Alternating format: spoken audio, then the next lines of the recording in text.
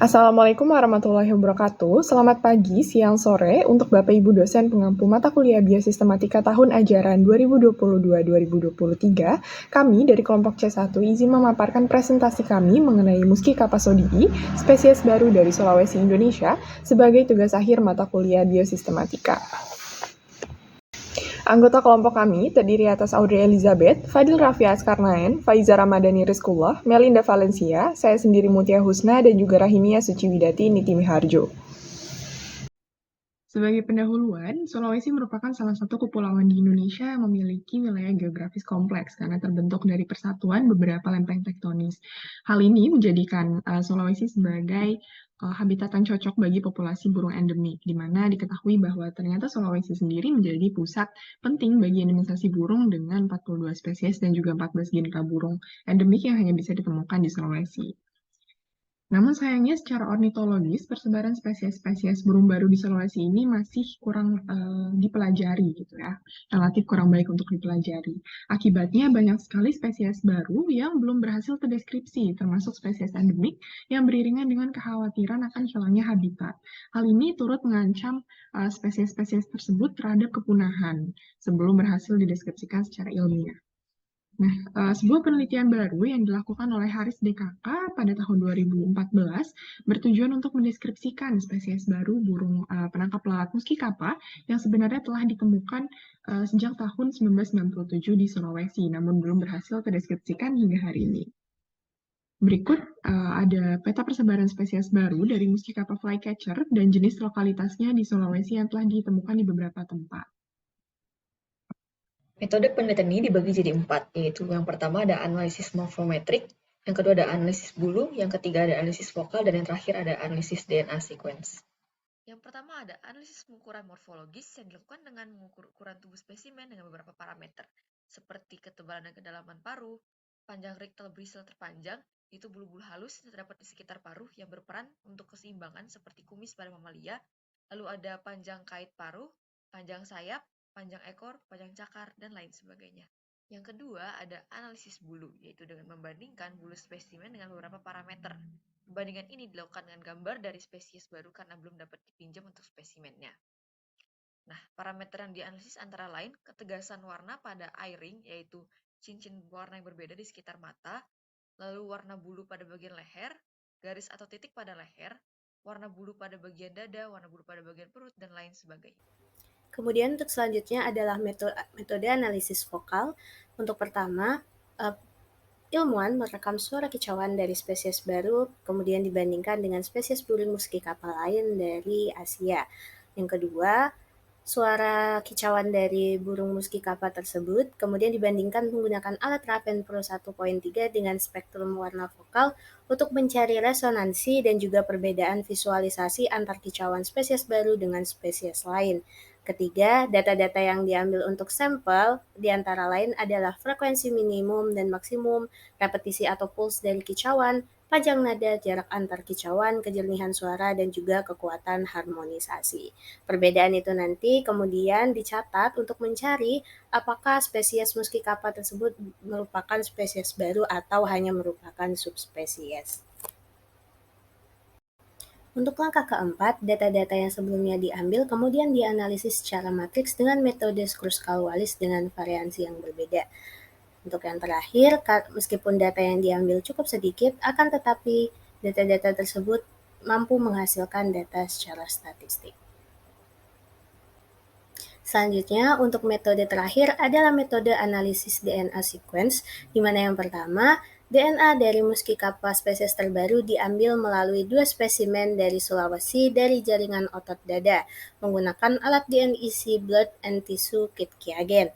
Kemudian yang kedua, DNA yang telah diambil sampelnya kemudian dibaca urutan dari nukleotidanya atau di sequence dan disejajarkan atau di-align sehingga diperoleh DNA sequence dan di-upload ke dalam gene bank. Yang ketiga, hasil DNA sequence kemudian dibuat pohon kekerabatan dengan spesies yang dianggap berkerabat dengan alat Mega 5 dengan pengaturan 1000 bootstrap dan 2 model pohon yaitu neighbor joining dan maximum parsimony.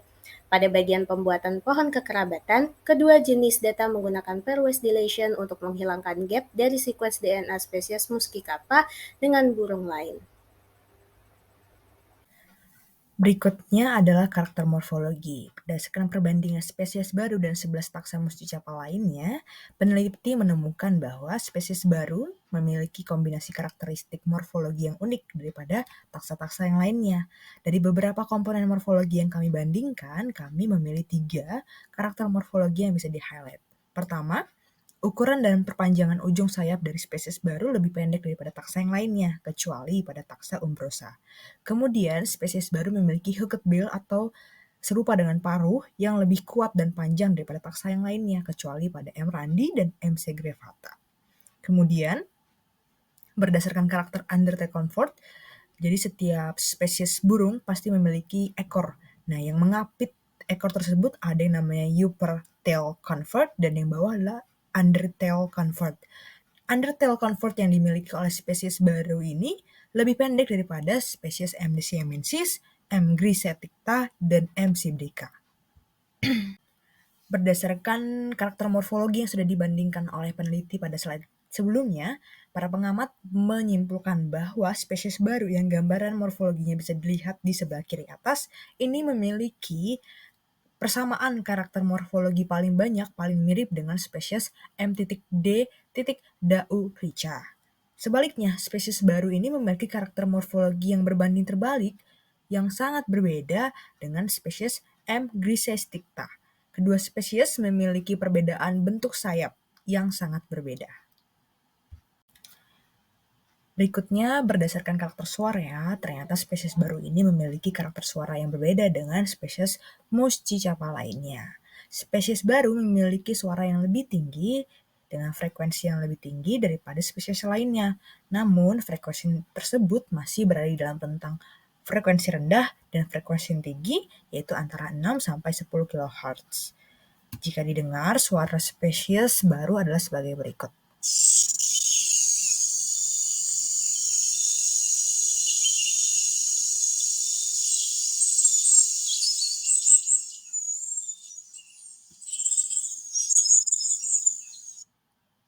Berikut adalah rekaman dari suara spesies baru. Nah, spesies baru ini jika dibandingkan dengan beberapa spesies, misalnya jika dibandingkan dengan spesies M.S. sibrica, ternyata memiliki 5 parameter perbedaan. Kemudian, jika dibandingkan dengan spesies M. segregata, ternyata spesies baru memiliki 9 parameter perbedaan. Dengan spesies lainnya, spesies muscicapa lainnya, setidaknya terdapat 7-9 perbedaan parameter antara spesies lain dengan spesies baru. Hasil dari 3 metode yang berbeda yang digunakan untuk menganalisis hubungan evolusi spesies menunjukkan pola yang sama, sehingga pada gambar 3 metode tersebut, yaitu neighbor joining, maksimum parsimony, dan maksimum likelihood, digabung menjadi satu pohon filogenetik.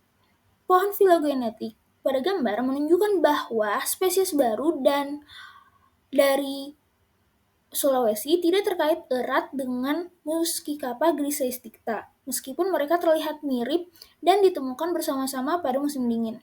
Muscicapa grisesticta cukup berbeda dari burung pengicau Muscicapa asia lainnya dan tidak memiliki hubungan dekat dengan spesies lainnya. Spesies baru dan Muscicapa grisesticta memiliki perbedaan genetik yang signifikan pada DNA mitokondrianya sebesar 9,6 sampai 10,3%. Perbedaan tersebut merupakan perbedaan yang sangat tinggi untuk anggota spesies kompleks yang sama dan sering terlihat antara spesies dari genus yang berbeda. Spesies baru memiliki hubungan kekerabatan paling dekat dengan Muscicapa daurica siamensis yang berasal dari Thailand, dengan perbedaan genetik DNA mitokondria sebesar 4,1 sampai 4,3%. Nilai ini masih lebih tinggi daripada tingkat perbedaan genetik yang biasanya diamati dalam spesies burung. Analisis ini mengonfirmasi bahwa Muscicapa daurica siamensis dari Asia Tenggara berbeda dari Muscicapa daurica yang berasal dari Rusia, menunjukkan perlunya untuk mengevaluasi kembali batas spesies yang ada dalam Muscicapa daurica. Analisis pohon filogenetik menunjukkan bahwa baik Muscicapa siamensis maupun spesies baru termasuk dalam kelompok burung pengincar Muscicapa yang ditemukan di daerah tropis dan subtropis yang berevolusi di wilayah Asia Tenggara. Dari analisis pohon filogenetik juga kita dapat mengetahui bahwa karakteristik warna bulu bukan indikator taksonomi yang dapat diandalkan pada burung pengincar Muscicapa.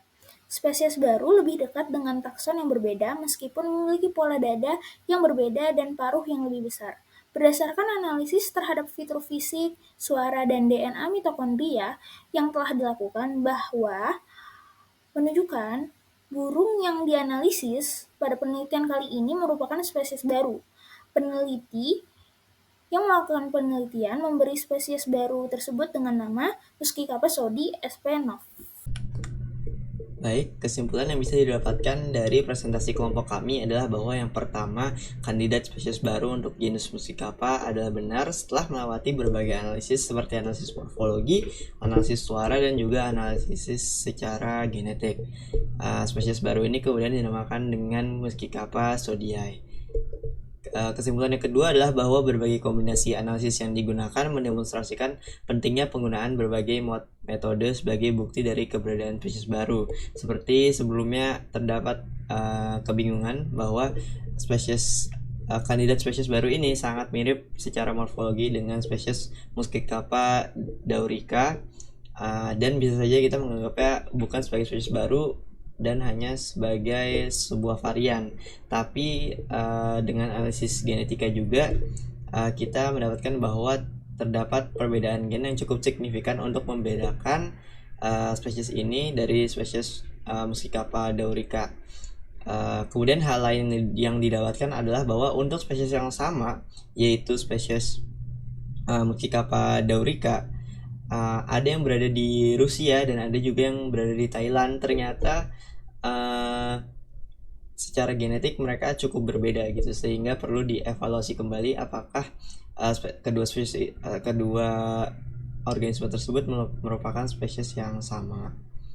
Kesimpulan yang terakhir adalah bahwa penemuan spesies baru ini membuka mata kita semua terkait kurangnya eksplorasi biodiversitas ornitologi di Indonesia, khususnya di daerah Sulawesi. Ya, sekian adalah presentasi dari kelompok kami. Terima kasih telah menyaksikan. Dan sebagai kata-kata terakhir, semoga mata kuliah biosistematika ini bisa bermanfaat bagi kita semua, dan khususnya untuk mencari tahu lebih lanjut lagi tentang biodiversitas di negara kita sendiri, negara Indonesia. Karena jelas dari presentasi kami bahwa masih ada saja spesies-spesies baru yang belum dideskripsikan dan belum ditemukan di Indonesia gitu, karena spesies ini sudah kita tahu sejak lama tapi memang belum dideskripsikan sampai saat ini. Sekian, wassalamualaikum warahmatullahi wabarakatuh.